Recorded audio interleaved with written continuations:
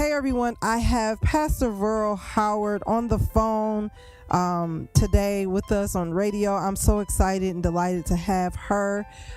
There's so much great things to her. I'll let her tell us shortly. Pastor Howard, just tell us really quick how you actually got started in the music industry. Wow, that's a big question. Well, I actually went to medical school, Bridget, and my dad got sick, so I came home for a while, and I started working in the play business. And I started teaching school, actually, and one of the play promoters said, you know what, you need to come off your job and work with us full time. And at that particular time, we were pushing Tyler Perry's plays and Emmanuel Siegel's plays. And so I just stepped out in the deep, and I trusted God, and I started working in the entertainment business. And then some of the gospel artists who were in the play said, you know what, you need to manage and, help out careers and do publicity. And one thing led to another. And here I am. That is so amazing.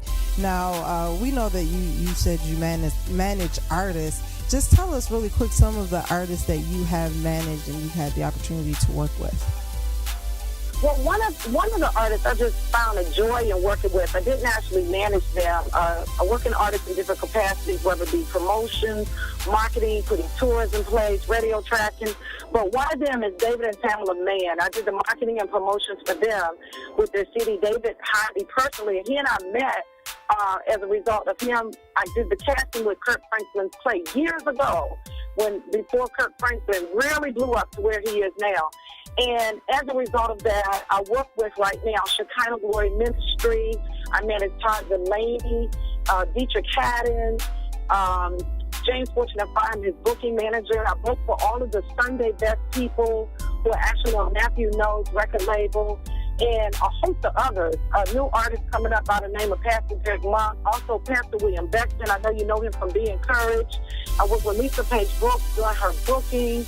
And God has just blessed me to be able to represent a lot of these artists, and I don't take it lightly because it's their livelihood. Definitely. And I've had the opportunity to be able to meet with you and speak to you, and there's so many different awesome things to you, and a lot of people may know and they may not know, but looks like you've written a couple of books here. Let's talk about your first book by the name of God Hears a Teacher's Cry. Tell us a little bit about that book. Where was it birthed from? Where did the title come from? Well, what happened was, when I was in the interim of medical school, I started teaching chemistry. And the Lord had impressed on me that the teachers as well as the students needed encouragement. I do believe that book was before its time. I taught in Washington, D.C., and we had a lot of catastrophic things going on that we're seeing now, such as the incidents in Colorado, Georgia. And so the Lord had me tell the teacher, be a God teacher. And to don't be discouraged, because our babies need the love, and we need to get these people out of the streets. So one day I was teaching, next thing I know, the Lord said, you got a book? And I started typing, and it ended up being God Hears the Teacher's Cry.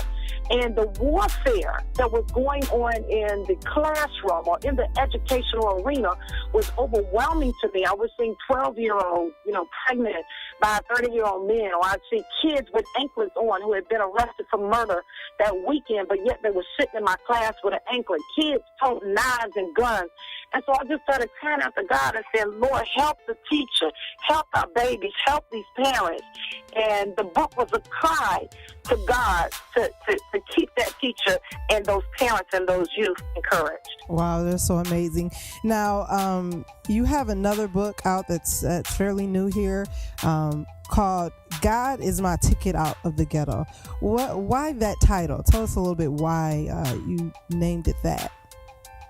Well, first and foremost, the book is based on Romans 12, 1 and 2. Be not conformed to this world, but be ye transformed by the renewing of your mind. And the Lord was telling me if I had such a microscopic mindset at all times, I would not succeed in the things that God had called me to do.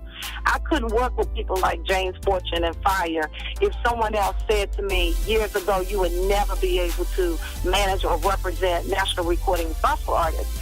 So the book is about allowing God to think through us. If God says you're healed, you're healed. I don't care what the report says. If God says your children are saved, they're saved, because you don't even look at what you see in the natural. You believe the promises of God. If God says that husband or that wife will be delivered from drinking, then you believe that, and you hold on to that regardless of the negative seeds that other people try to impart in our mindset. So God said, make this book. And he told me I had a ghetto mentality sometimes in my own life with the promises he told me he would do through me. So the book really ministered to me as well. That is so awesome. That is so awesome.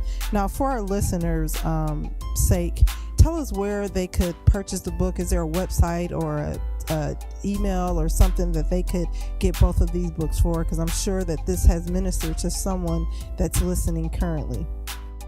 Oh, yes, ma'am. Yes, ma'am. It's on Amazon, but I'll give them my personal website because a lot of times people want to get autographs. Uh-huh. And my website is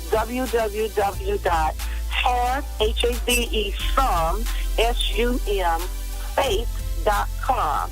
It's the sum. If you even have faith, the sum of a mustard seed is www.hassomefaith.com. And I will personally autograph the book if they go through that route versus ordering online on Amazon or Borders or somewhere along that nature. Definitely, definitely. And if you could leave a message with some of the upcoming artists maybe, or someone that is contemplating writing a book out there, what would that advice be to them? Well, I would say with respect to their music, first and foremost, to be led by the glory cloud. Don't be anxious to do it with the flesh. Be anxious to follow the cloud of God and let him order the steps, because God will open up the doors for that up-and-coming artist. Because I know how hard it is for an artist who's trying to get their name out there, trying to get recognized. And a lot of times doors get shut. But when you follow the doors that God wants to open for you, he's not going to lead you wrong. That would be the first advice. They also need to know that they're called to do this thing. It's not easy being in the music industry. You have up times, you have down times, you have very prosperous times, then you have times where you really got to trust God that your bank account, even when it looks like it's going to be zero, that God is going to be your supplier. And then last but not least, if they want to write a book and they want to pull together all those nuggets God has bestowed upon them, then I would say know that if God gave it to them, it will come to pass. God will show them how to do it. God will lead them to the people who can assist them, who want to help with that dream or that promise, and not let anybody talk them out of it. I don't care if they don't have the finances. I don't care if they don't have a publishing company. I don't care how impossible it looks. Well, hold on to what God said, and it will come to pass. That is excellent. Pastor Veryl Howard, thanks again for joining us here at Speak Music Radio. We definitely appreciate your gift. You're such a humble lady before God, and everything that you're doing in the music industry with your books and your messages. How can people reach out to you? Can you give them your website and maybe a Twitter name or Facebook or YouTube page information? Oh, yes, ma'am. I appreciate it. First of all, let me say, because I didn't get a chance to say, Bridget, I thank you so much for opening up the airways to me, because the ear gates of people are so powerful.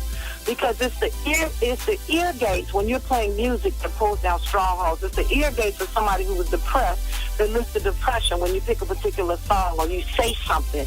Or the ear gates where anybody who may be suicidal may hear that one melodic sound, because God told you to play it, and it broke that spirit of suicide. So I want to thank you for allowing me to speak to those ear gates today.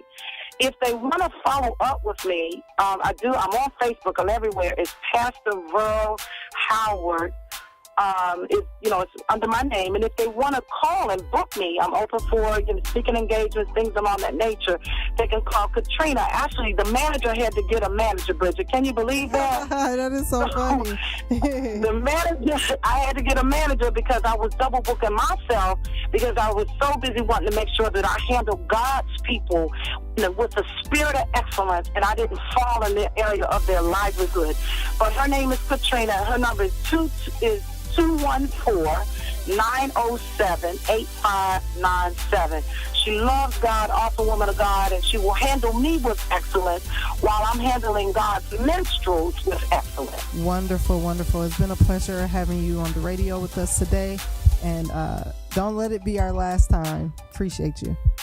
I I won't, and don't let it be the last time when you call me and give me a word too. Amen, somebody. All right. Take care. All right. Thank you. Love you now.